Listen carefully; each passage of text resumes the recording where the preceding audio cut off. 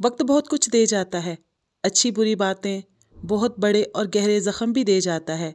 इसीलिए तो घड़ी में फूल नहीं बल्कि कांटे होते हैं। अस्सलाम वालेकुम, welcome back to my channel. कैसे हैं आप सब? उम्मीद करती हूँ खैरियत से होंगे। जहाँ होंगे हिफ्ज़ो मान के साथ होंगे। मैं भी अल्लाह का शुक्र है बिल्कुल ठीक हूँ आपकी दुआ से। तो बकरी के बच्चे के साथ आज हमारा डे 2 का सफर स्टार्ट हो चुका है और यहाँ से जा रहे हैं हम लोग अपने आबाई गाँव। मुझे कुछ बहनें कह रही थी कि आपको स्टे नहीं करना चाहिए था, आपने जो 6x6 की कालकोठरी में रात गुजारी है ना, आपको चाहिए था उसी वक्त गाड़ी बुक करवाती, आगे अपने गाँव चली जाती। तो भाई मेरे गाँव जाना कोई अम्मा जी का वाड़ा नहीं है। आज आप लोगों को मैं अपने गाँव का रास्ता दिखाऊंगी। हमारे गांव जाने के लिए ना शेर जैसा जिगरा चाहिए, और हम जो सिटी के बर्गर लोग होते हैं ना, हमें तो बाकायदा सर पर कफन बांध लेना चाहिए। हमारे गांव की लाइफ गुजारना आपके या मेरे जैसे लोगों के बस की बात बिल्कुल भी नहीं है। खैर जी, देर की बात करते हैं। देर में तो बहुत ज्यादा बारिश हो रही थी, लेकिन जैसे हम लोग अपने गाँव की तरफ आने लगे ना, तो रास्ते में पहले तो बादल थे, लेकिन आहिस्ता आहिस्ता धूप निकलना शुरू हो गई, जिसकी वजह से सर्दी की शिद्दत में थोड़ी सी कमी हुई और सफर करने में आसानी हुई। वरना बचपन में हम लोग जो पोलका का पांडा खाया करते थे ना, यकीन करें गाड़ी में बैठे बैठे मुझे अपना आप वही पांडा फील होने लग पड़ा था।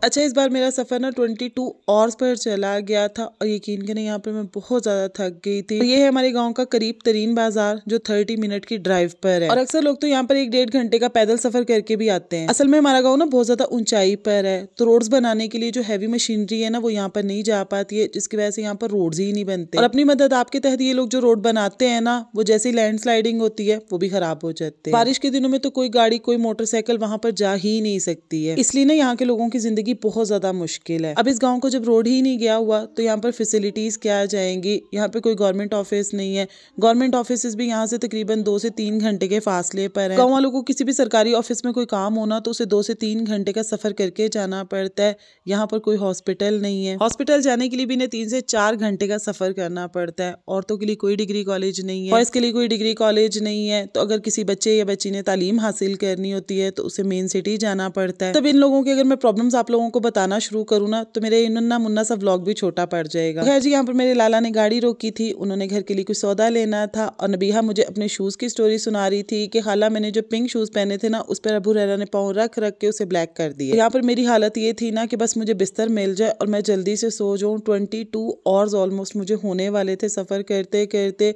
और मेरी हालत ऐसी हो चुकी हुई थी ना कि मैं मुश्किल से आंखें खोल पा रही थी।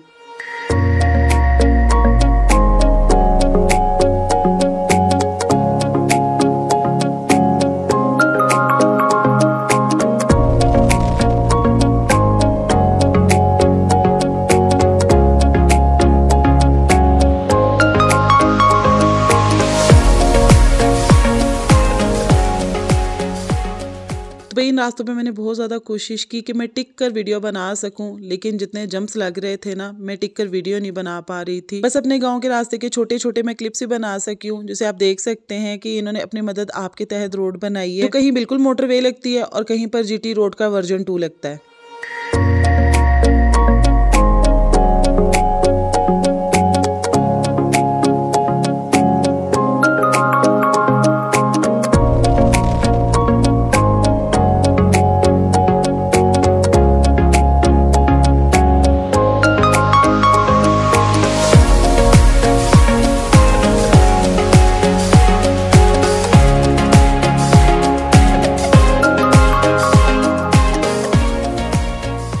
अब यहाँ तक पहुँचकर ना बच्चों की बिल्कुल बस हो चुकी हुई थी। वो हर 2 मिनट के बाद पूछते थे कि और कितना रास्ता रह गया है, तो लाला आगे से कहते थे कि बस 20 मिनट का। फिर थोड़ी देर गुजरती थी तो वो पूछते थे कि अब कितना रास्ता रह गया है, तो लाला आगे से कहते थे 25 मिनट का। बच्चे फुल जिद हो गए कि ये टाइम कम होने के बजाय बढ़ता क्यों जा रहा है। जितना सफर मैंने लाहौर से लेकर अपने गाँव तक का किया था ना, ये बिल्कुल मुझे इंटरनेशनल सफर जैसा लग रहा था। बस फर्क इतना था कि इंटरनेशनल फ्लाइट लेकर आप किसी डेवलप कंट्री पहुंच जाते हो, और मैं बस पकड़कर 1950 वाले गाँव में पहुंच गई थी, जिसकी रोड देखकर मुझे ऐसे लग रहा था जैसे मैं KGF की माइंस की तरफ जा रही हूँ। पता भी तो अल्लाह ताला का शुक्र है कि हम लोग गाड़ी में अपने गाँव जा रहे हैं। जब मैं बचपन में गाँव आया करती थी ना, तो जो बाजार मैंने आप लोगों को दिखाया है ना, वहां से लेकर अपने गाँव तक हम लोग पैदल सफर किया करते थे। तो ये जो रोड्स नजर आ रही है ना, ये बिल्कुल नहीं हुआ करती थी, सिर्फ हाइकिंग हुआ करती थी और बाजार से लेकर घर तक हम लोगों को तकरीबन 3 से 4 घंटे लग जाया करते थे। और मेरे अब्बू को अल्लाह ताला जन्नत नसीब करे, वो माजूर थे, वो तो चढ़ भी नहीं सका करते थे, इसलिए वो गाँव भी नहीं आया करते थे, हमें हर साल भिजवा दिया करते थे। और बहुत सालों तक ना वो अपनों से मिलने के लिए तरसते रहे। फिर जब रोड्स बनी, गाड़ियां चलना स्टार्ट हुई, तो तब अब्बू आया करते थे, लेकिन तब भी अब्बू से सफर ज्यादा नहीं हुआ करता था। लेकिन ये था कि वो 3-4 साल में एक बार आ जाया करते थे, सबसे मुलाकात उनकी हो जाया करती थी। तो बस जी हमारा सफर भी बहुत कम रह गया हुआ था और फाइनली हमें हमारा घर भी नजर आ गया। धूप जा चुकी हुई थी और फॉग इतनी ज्यादा थी ना, पहाड़ नजर आना ही बंद हो गए थे। यहाँ पर जी हमारी इंटरनेशनल फ्लाइट खत्म हुई और हमारे जबड़ों ने वो सुर बजाने शुरू किए ना, यहाँ पर आकर हम लोगों को पता चला कि कड़ाके की सर्दी किसको बोलते हैं।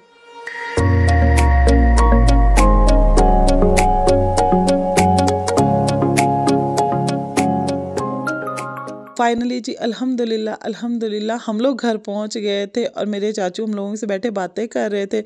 अम्मी को फुल नींद आ रही थी, यानी अम्मी भी इतनी ज्यादा थक गई हुई थी ना कि उनसे भी बात नहीं हो रही थी। मुझे भाभी कह के गई कि तुम यहाँ पर बैठो, मैं तुम्हारे लिए चाय बना कर लेकर आती हूँ। और जैसे ही वो चाय बनाने के लिए गई हैं, वापस आई है ना, तो मैं सो चुकी हुई थी। अपनी जो इंटरनेशनल फ्लाइट पर मैं थकी थी ना, उसकी थकावट मैंने तकरीबन 12 से 13 घंटे सोकर पूरी की थी। यहाँ पर रात के खाने के लिए भाभी मुझे जबरदस्ती लेके आई कि खाना तो खा लो, तो प्योर देसी माहौल में खाना बन रहा था। तो बस जी ये मेरा छोटा सा व्लॉग था। आप लोगों को कैसा लगा मुझे कमेंट सेक्शन में जरूर बताइएगा। वीडियो को लाइक कर दीजिएगा। अल्लाह हाफिज़।